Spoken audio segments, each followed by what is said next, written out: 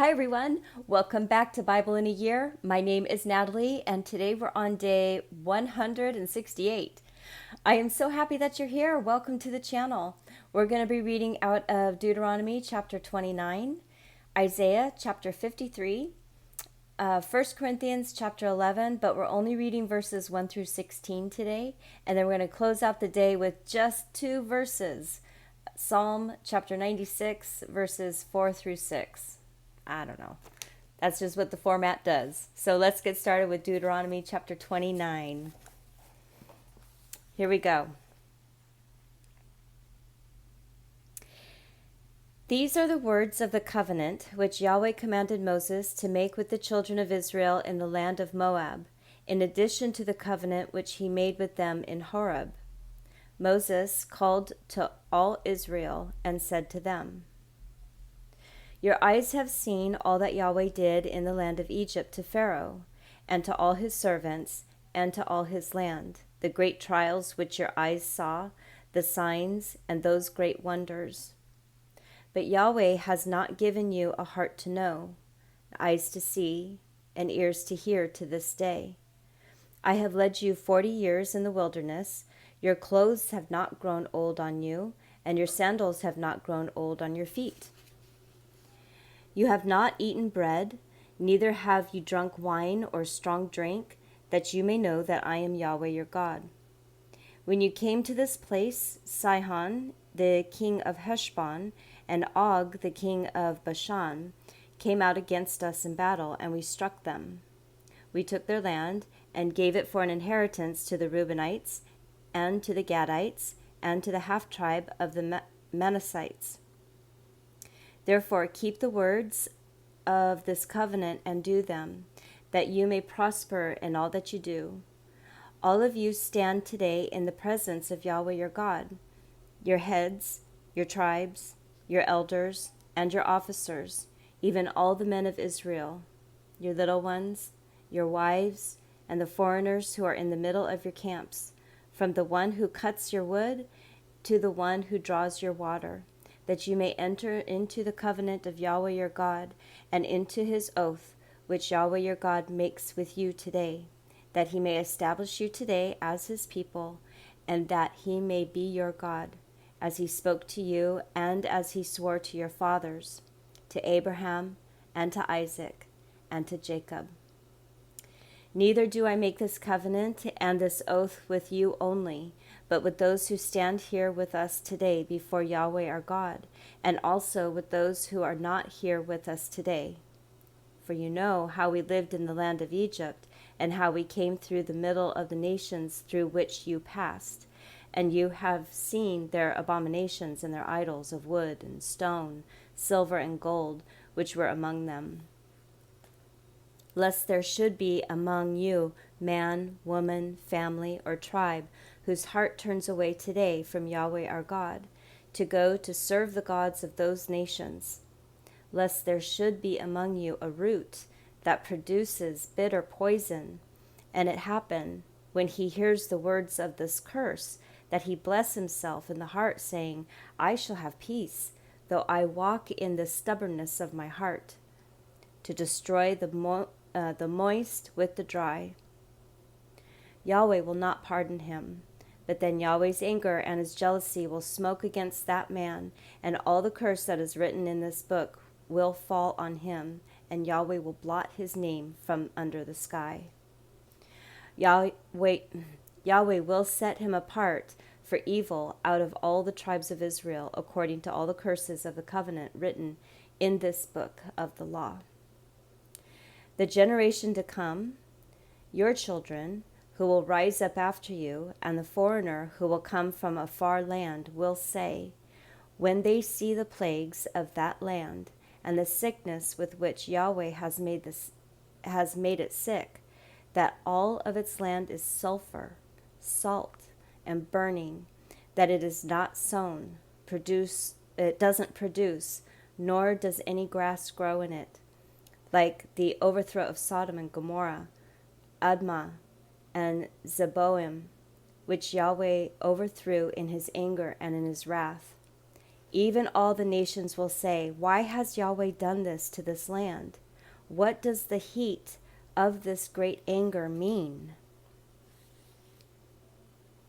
Then men will say, "Because they abandoned the covenant of Yahweh, the God of their fathers, which he made with them when he brought them out of the land of Egypt, and went and served other gods and worshipped them, gods they didn't know, and that he had not given to them. Therefore Yahweh's anger burned against this land to bring on it all the curses that are written in this book.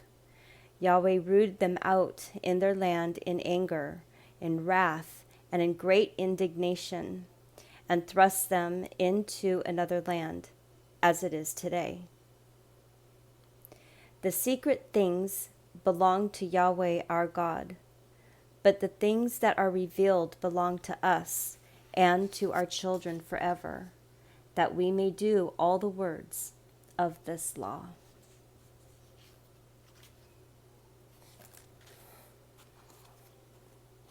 Yeah, that was,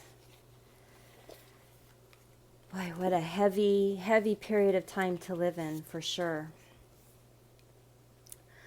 All right, Isaiah chapter 53.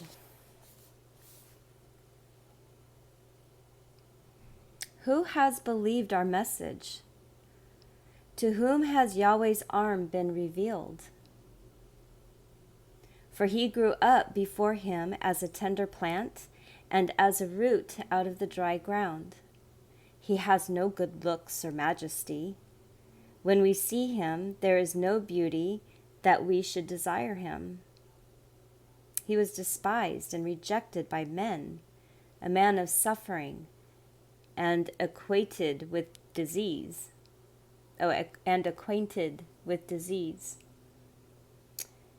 He was despised as one from whom men hide their face, and we didn't respect him. Surely he has borne our sickness and carried our suffering, yet we considered him plagued, struck by God, and afflicted. But he was pierced for our transgressions, he was crushed for our iniquities. The punishment that brought our peace was on him, and by his wounds we are healed. All we like sheep have gone astray. Everyone has turned to his own way, and Yahweh has laid on him the iniquity of us all. He was oppressed, yet when he was afflicted, he didn't open his mouth. As a lamb that is led to the slaughter, and as a sheep that before its shearers is silent, so he didn't open his mouth. He was taken away by oppression and judgment. As for his generation, who considered that he was cut off out of the land of the living, and stricken for the disobedience of my people. They made his grave with the wicked, and with a rich man in his death, although he had done no violence, nor was any deceit in his mouth. Yet it pleased Yahweh to bruise him. He has caused him to suffer. When you make his soul an offering for sin, he will see his offspring.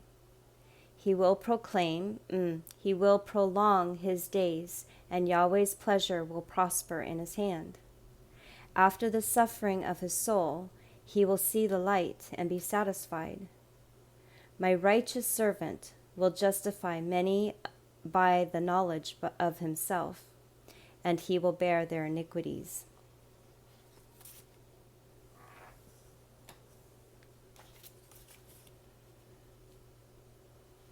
I'm going to read that again. Verse 11. After the suffering of his soul, he will see the light and be satisfied. My righteous servant will justify many by the knowledge of himself, and he will bear their iniquities. Therefore, I will give him a portion with the great. He will divide the plunder with the strong, because he poured out his soul to death and was counted with the transgressors. Yet he bore the sins of many and made intercession for the transgressors.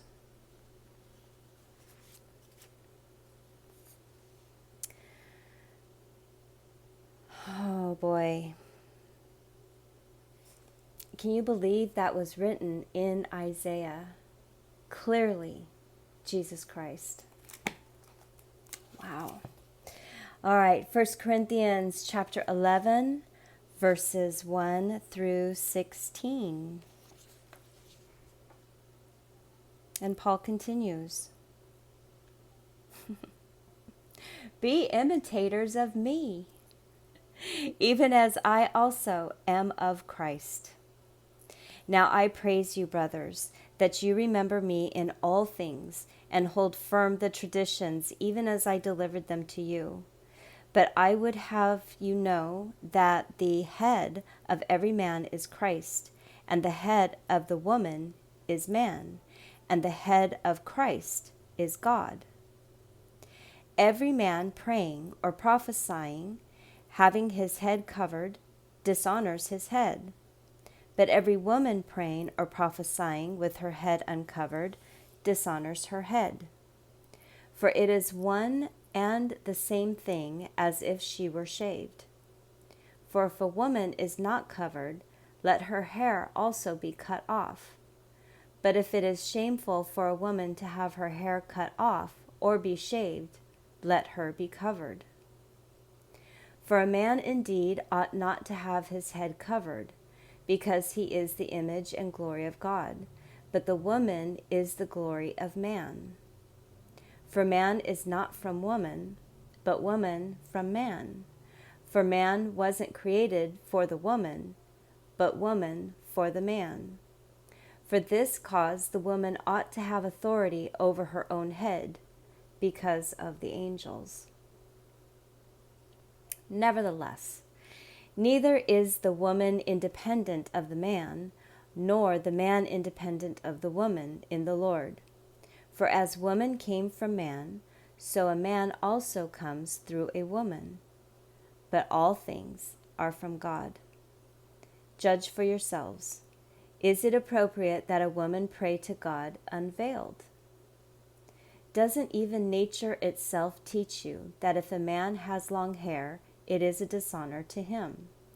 But if a woman has long hair, it is a glory to her, for her hair is given to her for a covering. But if any man seems to be contentious, we have no such custom, neither do God's assemblies.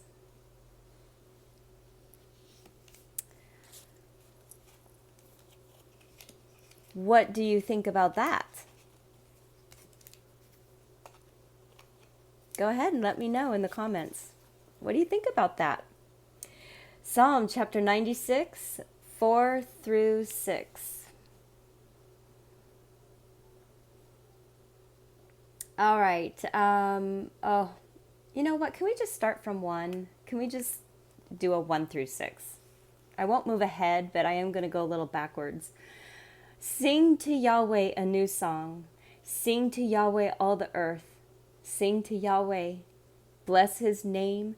Proclaim his salvation from day to day. Declare his glory among the nations, his marvelous works among all the peoples. For Yahweh is great and greatly to be praised. He is to be feared above all gods. For all the gods of the peoples are idols, but Yahweh made the heavens. Honor and majesty are before him. Strength and beauty are in his sanctuary. And we must stop again. Okay. So, boy, that was beautiful. I actually did read through, and Psalm is good. This one's going to be another one that I'm just going to have to read all the way through when we get through the entire book of Psalms. So, going back to 1Corinthians11, 1 through 16. Again, Paul is talking, and again, there are things that I disagree with him. And I do believe they are of his opinion, his upbringing in that day. I I would love to know what you guys think, because I would say the last couple weeks, we have been reading a lot of Old Testament law. And that Old Testament law is kind of filtering through with Paul. And it is because Paul was so educated in Old Testament law. And he is still in those days. And he's still, he has met Christ. And he knows that Christ is the new covenant. But he's still holding on to those laws a little bit. So I'd like to know what you think. Go ahead and leave a comment. If you're shy about leaving comments like me, go ahead and go to my email and I will see it, and I'll just privately email you back. Please come back for tomorrow, which will be day 169. I would love to see you then. Have a great day, everybody, and I will see you tomorrow. Bye.